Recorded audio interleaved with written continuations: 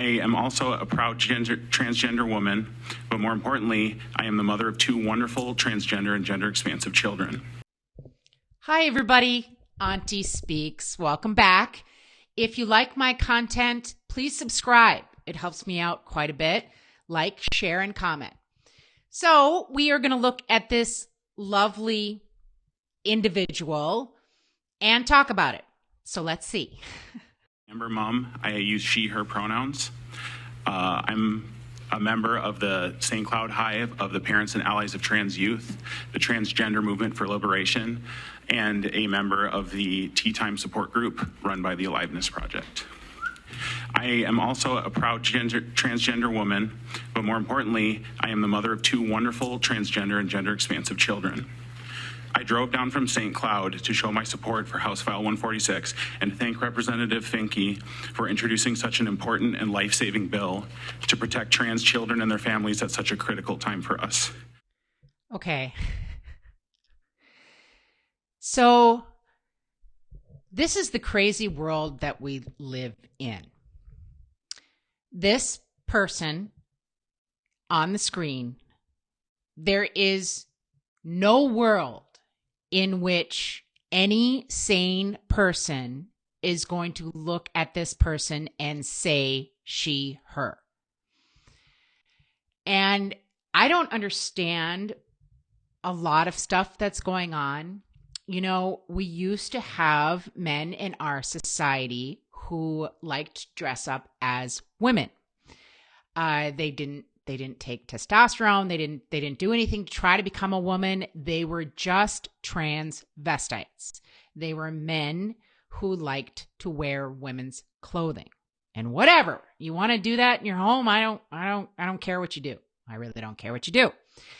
But in no world did we ever consider those people transgender.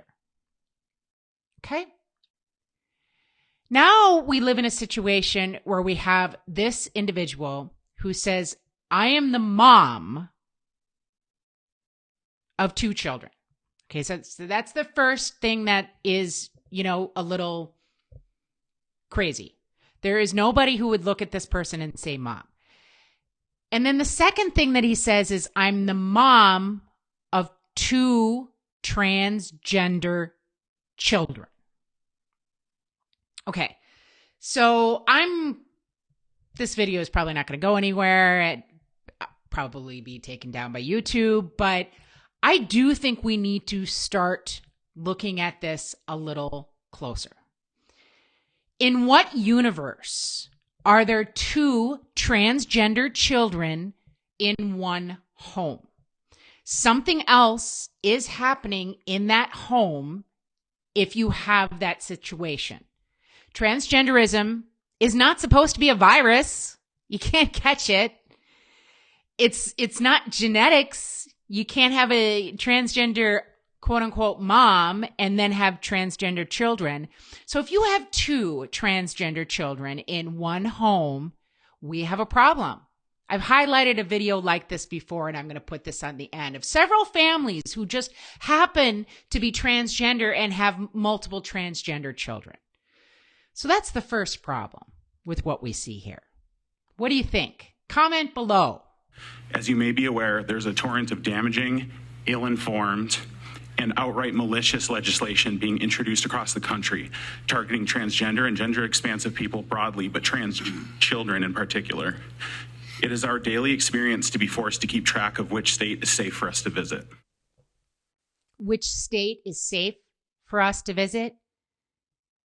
Dangerous bills targeting transgender youth? Targeting? Are they really targeting? Or are they trying to protect youth from experimentation?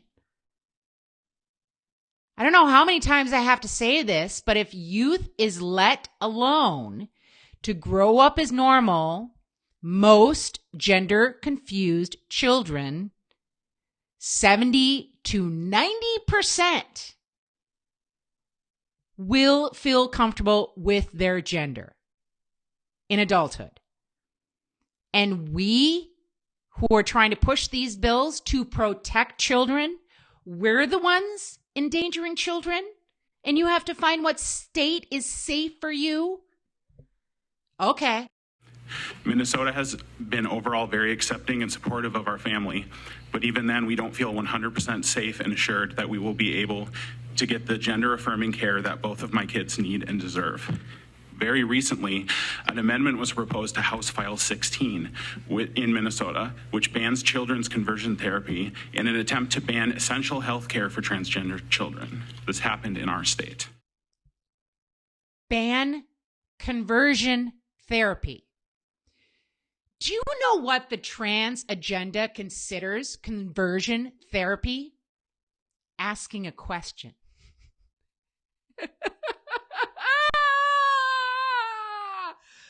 A 5-year-old boy says he's a girl. And if you sit him down with a therapist and the therapist says, "Why do you think you're a girl?"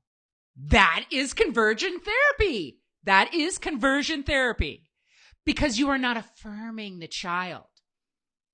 Now, if that same child came in and said, "I'm a dinosaur," the therapist could say, "Why do you feel like a dinosaur?" And that's completely okay. Totally okay.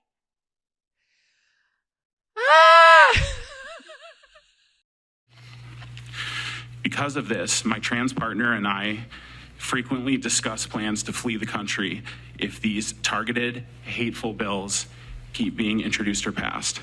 I never thought that it would come to this, but here we are. Even in a state that is considered safer for trans children and their families, being forced from our homes and having to seek asylum elsewhere is an almost daily conversation in my community. As someone who started transitioning well into her adulthood, I know better than most how essential and life-saving gender-affirming medical care is. Going through natal puberty was a traumatizing experience for me. I am so grateful that trans and gender-expansive kids have access to the knowledge and medical care to be their full selves and thrive. To not only deny them life-saving medical care, but to charge and prosecute supportive parents and healthcare professionals is barbaric and morally repugnant. House File 146 would give parents of transgender children like myself, and more importantly, transgender and gender expansive children themselves across the nation, a safe haven and in an overwhelmingly supportive community. Life-saving care? Life-saving care. Puberty was scary for you, was it? So you want to halt your own children's puberty? Yeah, and sterilize them? Sure. Why not? Yeah, you're the parent, so you own them, so you should be able to do whatever you want. Okay. Yeah. Dangerous? Dangerous. Should we talk about danger? Telling children, if you are a boy and you can become a girl, that is dangerous. Telling a girl that she can halt puberty and stop all those terrible things from happening to her body, which is what puberty is for young girls, that's not dangerous? Oh, no. Well, I have a news flash for everybody in the United States. The rest of the world is figuring this out. Should we see some of these things? What do you think? Let's look at some of these things. Let me see. What do we got here? Britain changes tact in treatment of trans-identifying children. Yeah, they closed all the gender clinics, or the biggest one anyways. What do we got here? Europe dialing back shocking policies on transgender kids. Let's see here. Swedish U-turn on gender transition for children. Sweden. Yes. Here we go. What else do we got here? Finland as well. Okay, so all of Europe is going, ho, wait a second. We need to stop what's going on here. They're closing down gender clinics.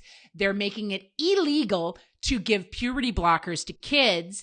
And they are saying, no, you cannot get a surgery when you're a child to change your gender. But here in America, you are a bigot if you say the same thing. Okay, let's bring back sanity. Could we protect the kids, please? Could we protect the kids? Okay, guys, this was highlighted by the Post Millennial, which is awesome. Go look them up on YouTube and everything like that. They just come out with some of the best stuff. So please like, comment, and subscribe. I'll see you on the next one.